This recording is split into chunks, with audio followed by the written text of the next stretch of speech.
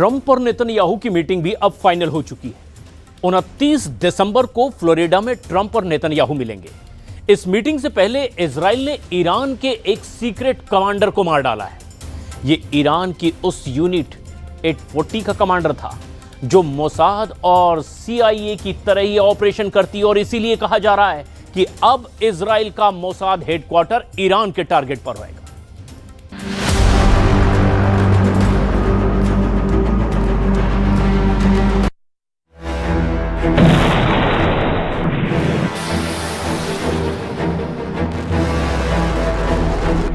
America में Donald Trump और Netanyahu की मीटिंग से पहले इजराइल ने ईरान को झटका देने वाला बहुत बड़ा ऑपरेशन किया है।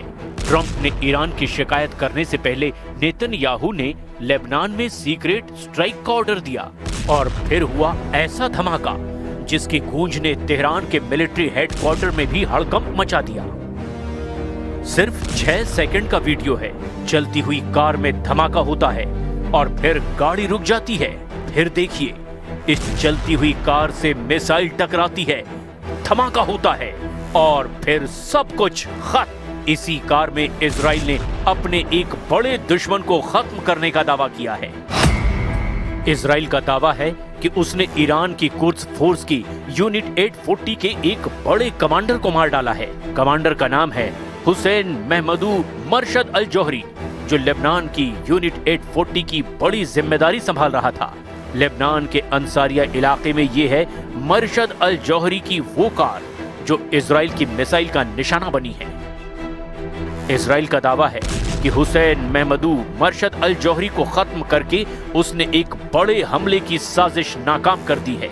यह हमला एक ऐसे नाजुक वक्त में हुआ है जब इजराइल और लेबनान का युद्ध किसी भी वक्त शुरू हो सकता है, और ठीक इसी वक्त ईरान और इजराइल के बीच टक्कर का खतरा भी बना हुआ है। ऐसे में लेबनान के अंदर ईरान के सीक्रेट कमांडर की हत्या ने अब तेहरान और तेल अवीव के बीच टेंशन बहुत ज्यादा बढ़ा दी है। ईरान के ओवरसीज ऑपरेशन यानी विदेशों में उसके खुफिया मिशन को अंजाम देने वाली फोर्स को कुद्स कहा जाता है। इसी कुद्स फोर्स की यूनिट 840 ईरान की सबसे खतरनाक फोर्स में शामिल की जाती है। इसके ऑपरेशन की तुलना मोसाद और CIA के सीक्रेट ऑपरेशन से की जाती है। ईरान की यूनिट 840 के सबसे ज्यादा ऑपरेशन इजराइल में हुए, लेबनान और सीरिया में हुए, और इराक के अलावा यूरोप में भी इसका मजबूत खुफिया नेटवर्क है। मेजर जनरल कासिम सुलेमानी के दौर में जब ईरान की यूनिट 840 को और मजबूत बनाया गया, तब इसके ऑपरेशन अमेरिका और इजराइल को बहुत ज्यादा खटकने लगे थे। नेतन्याहू का दावा है कि यूनिट 840 लेबनान की जमीन पर इजराइल के खिलाफ बहुत बड़ी साजिश रच रही थी, और इसीलिए वक्त रहते इसके कमांडर हुसैन महमदू मरशद अल जौहरी का डेथ वारंट जारी कर दिया गया। यानी नेतन्याहू ईरान को लेकर कोई रहम नहीं करेंगे। उनके ऑपरेशन चलते रहेंगे, चाहे वो गाजा हो, लेबनान हो या फिर ईरान। इस बीच ईरान के राष्ट्रपति की तरफ से ऐसा बयान आया जिससे साफ हो गया कि ईरान इस वक्त युद्ध के लिए पूरी तरह से तैयार है। ईरान के राष्ट्रपति मसूद पजेश्कियान ने कह दिया है कि उनका देश अमेरिका, इजराइल और यूरोप के साथ युद्ध के दौर से गुजर रहा है। पजेश्कियान ने कहा कि ये देश ईरान को घुटनों पर देखना चाहते हैं, जो कभी नहीं होगा। ईरान बार बार बता रहा है कि उसकी मिसाइल पावर इजराइल और अमेरिका के अड्डों, दोनों टारगेट्स पर हमले के लिए तैयार है। ये वार्निंग ईरान से लगातार दी जा रही है। ईरान बार बार जून में हुए युद्ध की याद दिला रहा है। ईरान के सर्वोच्च नेता अली खामनेई के जनरल दावा कर रहे हैं कि इस बार युद्ध हुआ तो नई तरह के मिसाइल से हमला होगा। ऐसी मिसाइल जिसकी रेंज ज्यादा होगी ताकि वो दुश्मनों को लंबी दूरी तक तबाह कर पाए, जिसका पेलोड यानी वॉरहेड ज्यादा बड़ा और हाहाकार मचाने वाला होगा, जो स्टेल्थ होगी यानी उसको ट्रैक और इंटरसेप्ट करना यानी उसे मार गिराना भी मुश्किल होगा। ईरान के कमांडर दावा कर रहे हैं कि उसका नया मिसाइल जखीरा इतना खतरनाक होगा कि इजराइल को सरेंडर करने में 12 दिन का वक्त नहीं लगेगा। ईरान इस बार ऐसा जवाब देगा कि इजराइल 12 घंटे के अंदर ही सरेंडर कर देगा। यानी 12 दिन नहीं, 12 घंटे वाली वार्निंग ईरान की तरफ से जारी की जा रही है। इजराइल के प्रधानमंत्री नेतन्याहू भी जानते हैं कि इस वक्त खामेनेई का इरादा क्या है, और अगर ईरान पर हमला किया गया तो काउंटर अटैक किस लेवल का होगा। इसीलिए इजराइल में ईरान की मिसाइल पावर को लेकर सायरन बजना शुरू हो गया है। इजराइल की सेना ने ईरान की मिसाइल पावर को लेकर बहुत बड़ा दावा किया है। ये ऐसा दावा है जिसके बारे में पूरी दुनिया को अलर्ट कर रहा है इजराइल।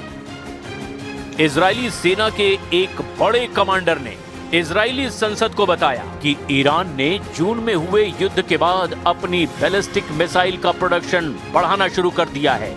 उसकी मिसाइल ज्यादा रेंज की भी है, बड़े वॉरहेड से भी लैस है, और उसको रोकना पहले जैसे आसान नहीं होगा। इजरायली सेना ने कहा है कि इस बात को नेतन्याहू सरकार बहुत गंभीरता से ले रही है।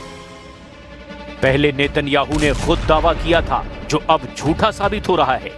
ईरान पर किए गए हमलों के दौरान इजराइल ने उसकी मिसाइल अड्डों को तबाह करने का दावा किया था, लेकिन अब इजराइल में ही कहा जा रहा है कि ईरान की मिसाइल पावर बरकरार ही नहीं बल्कि आगे बढ़ रही है, जिसका सबसे बड़ा खतरा इजराइल को होगा। 13 जून 2025 को इजराइल की एयर स्ट्राइक की शुरुआत हुई थी और फिर 24 जून को युद्ध विराम हुआ था, लेकिन दोनों के बीच एक बार फिर तनाव बढ़ने लगा है और इसी को लेकर नेतन्याहू 29 दिसंबर को डोनाल्ड ट्रंप से मिलने वाले हैं। हालांकि मुलाकात की वजह गाजा को बताया जा रहा है। I can share with you that the Prime Minister will meet with President Trump on Monday, December 29th. They will discuss the future steps and phases and the international stabilization force of the ceasefire plan. Let's remember how this ceasefire plan came to be. With the military pressure Prime Minister Netanyahu put on Hamas while our troops entered their stronghold of Gaza City, and the diplomatic pressure President Trump put on Hamas. This is why we are here. We cannot forget how we got here. The third phase of this plan will be focused on the de-radicalization of the Gaza Strip. जून में जब Iran और Israel का युद्ध हुआ था, तब दुनिया ने ईरान के मिलिट्री लीडरशिप को इजराइल के हमले में खत्म होते देखा। उसके जवाब में जब दुनिया ने ईरान की मिसाइलों को इजराइल पर गिरते देखा, उसी के बाद से परमाणु कार्यक्रम को लेकर ईरान और अमेरिका की बातचीत ठप हो गई थी।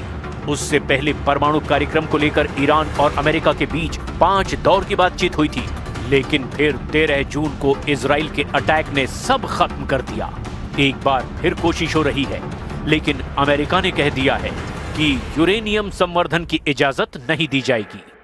Decided to address the President of the United States, would like to make it clear to the entire world that United States remains available for formal talks with Iran, but only if Tehran is prepared for direct and meaningful dialogue. Direct and meaningful.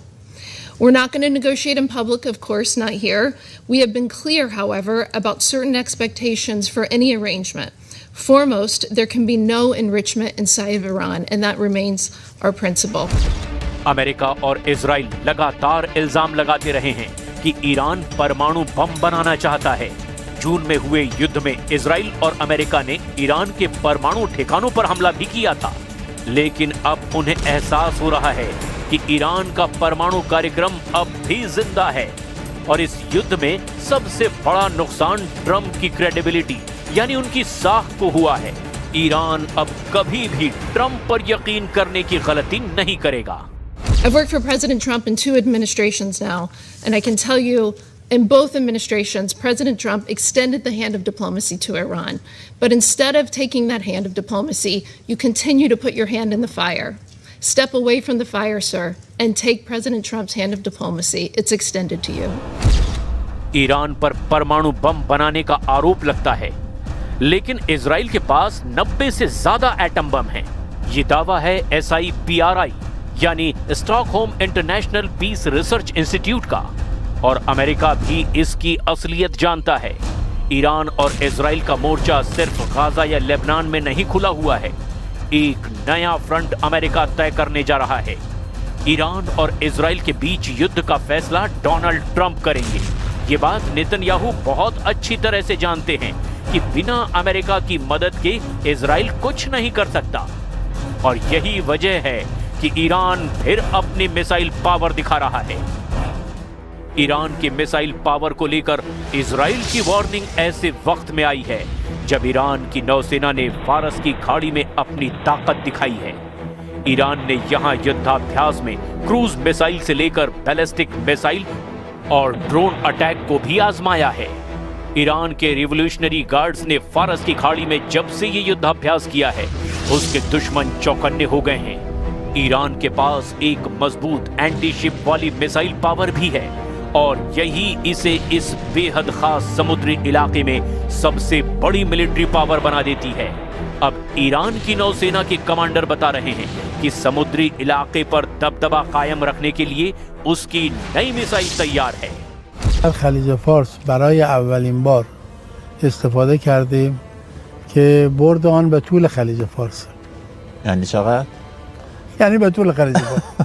یعنی در واقع بیش از طول خلیج فارس. بیش از طول خلیج فارس. حالا برن تحقیق کنن چقدر خلیج فارس طوله. یعنی هر جای خلیج فارس هدفی داشته باشیم. شما خلیج فارس 1375 کیلومتر بیش از طول خلیج فارس. ما این موشک رو الحمدلله در نیروی دریایی سپاه تولید کردیم. این موشک قابلیت‌های منحصر به فردی داره. قادر هست بعد از شلیک فرمانپذیره، فرمان میده. Iran ने जिन anti ship मिसाइलों को आजमाया है उनमें खास है कादिर 110, कादिर 380 और गदीर। कादिर 110 की रेंज 300 किलोमीटर है जबकि कादिर 180 की रेंज 1000 किलोमीटर से ज्यादा है। इस दौरान गदीर मिसाइल भी लॉन्च की गई जिसकी रेंज 2000 किलोमीटर है।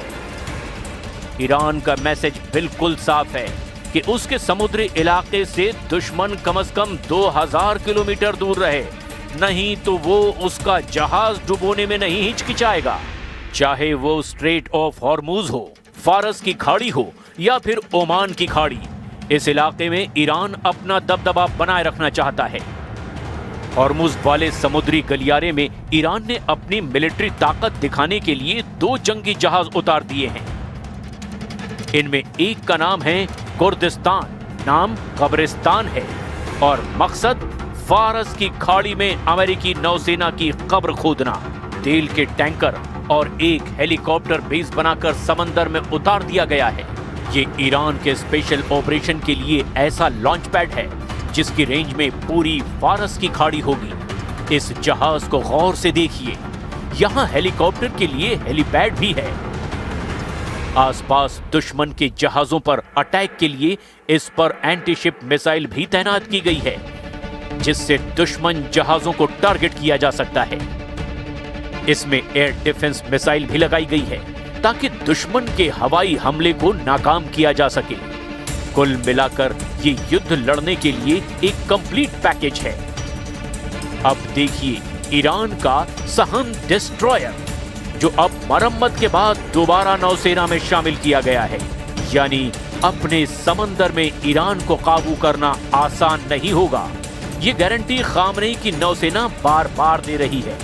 इस जहाज को फिर से कमीशन करने के लिए पहुंचे हैं ईरान के army chief major general Amir Hatami.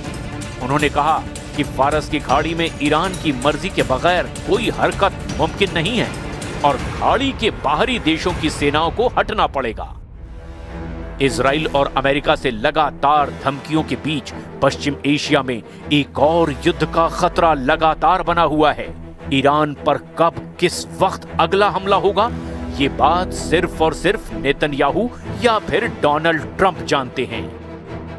13 जून को ईरान पर हुए हमले को ट्रंप ने पहले सिर्फ इजराइल की हरकत बताया था, लेकिन बाद में उन्होंने कबूल किया कि ईरान पर लॉन्च किया गया अटैक मिशन इजराइल का एक्शन था, लेकिन इस एक्शन के इंचार्ज वो खुद थे।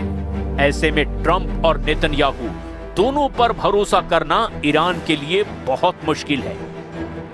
इससे पहले ईरान अपने मिलिट्री ताकत के 3 वीडियो रिलीज कर चुका है। ईरान अब तेहरान की सड़कों पर दिखा रहा है कि उसकी फौज किसी भी युद्ध को लड़ने के लिए पूरी तरह से तैयार है और अगर इजराइल या फिर अमेरिका ने फिर से जुर्रत दिखाई तो फिर ईरान की सेना कमर तोड़ जवाब देगी। ये है ईरान की बसीज फोर्स। इस फोर्स में फौजी नहीं, आम लोगों में से भर्ती की जाती है और इस वक्त बसीज फोर्स को एक्टिव करने का मतलब है कि ईरान एक बड़े युद्ध की तैयारी में लग चुका है। बसीज का वीडियो दिखा करके ईरान अपनी ताकत का इजहार कर रहा है। ईरान बता रहा है कि उसका हर हिस्सा इजराइल और अमेरिका के खिलाफ वॉर मोड में जा चुका है। ईरान के 3 कमांडरों ने अमेरिका और इजराइल को बहुत बड़ी धमकी दे दी है। ईरान में ऑपरेशन रूम के नए commander major general Ali Abdullahi ने डराने वाला बयान दिया है। उन्होंने कहा कि ईरान से लड़कर इजराइल को बहुत बड़ा झटका लगा है।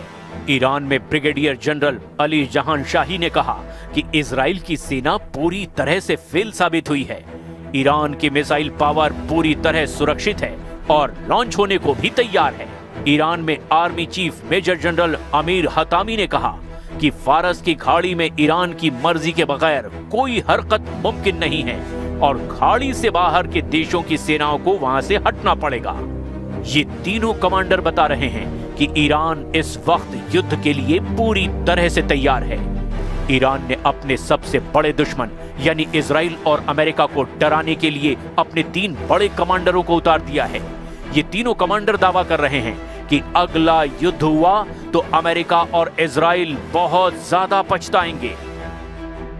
यही वजह है कि ईरान अब 2.5 करोड़ लोगों को फौज में मोबिलाइज करने यानी उन्हें युद्ध में उतारने के लिए तैयार करने का मैसेज दे रहा है। अगर इस बार ईरान और अमेरिका या फिर इजराइल के बीच जंग हुई तो समझ लीजिए कि गाजा और लेबनान के साथ यूक्रेन का युद्ध भी छोटा और मामूली नजर आएगा, क्योंकि अगर ईरान इस ताकत के साथ लड़ा तो या फिर ईरान बचेगा या फिर उसके दुश्मन, क्योंकि पश्चिम एशिया में इजराइल और अमेरिका के अड्डों को बचाना फिर मुश्किल हो जाएगा। ईरान इसका ट्रेलर जून में हुए युद्ध में दिखा चुका है, जब ईरान ने इजराइल पर 550 से ज्यादा मिसाइल लॉन्च की थी और फिर हाइफा और तेल अवीव के अलावा इजराइल के मिलिट्री बेस भी ईरान का टारगेट बने थे। जून में हुई तबाही की तस्वीरें अब भी नेतन्याहू के दिलो दिमाग पर छाई हुई हैं और ईरान इसकी याद बार बार दिला रहा है।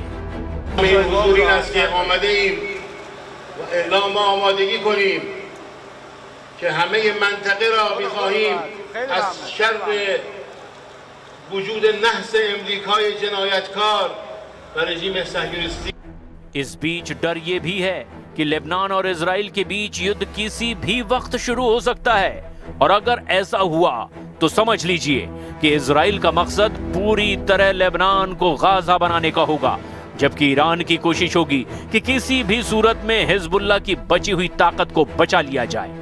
इसीलिए लेबनान के साथ साथ इजराइल में अब ईरान के साथ युद्ध का भी सायरन लगातार बज रहा है। ईरान के कमांडर लगातार ईरान के नक्शे के आसपास बढ़ते हुए खतरों को देख रहे हैं। ईरान पर इजराइल की एयर स्ट्राइक का खतरा लगातार मंडरा रहा है। मुमकिन है ये दिसंबर में हो या फिर 2026 की शुरुआत में। लेकिन इजराइल ने ईरान पर हमला किया और उसके बाद ईरान भी तैयार है। वो इजराइल की एयर स्ट्राइक का जवाब जरूर देगा। ऐसे में जवाबी कार्रवाई के तहत ईरान से कितनी मिसाइल दागी जाएंगी, इजराइल में कहां धमाका होगा, कौन सी मिसाइल गिरने वाली है, इसे लेकर इजराइल का मिसाइल ट्रैकिंग सिस्टम भी लगातार एक्टिव कर दिया गया है। दुनिया में एक नया फ्रंट सोमालिया से अलग हुए सोमालीलैंड को लेकर खुल चुका है। सोमालीलैंड को मान्यता दिए जाने पर मुस्लिम देश भड़क गए हैं। सोमालीलैंड को मान्यता देने वाला इजराइल पहला देश है और ईरान ने कहा है कि सोमालीलैंड को मान्यता देकर इजराइल ने अफ्रीका और अरब देशों में बड़ा बवंडर खड़ा कर दिया है।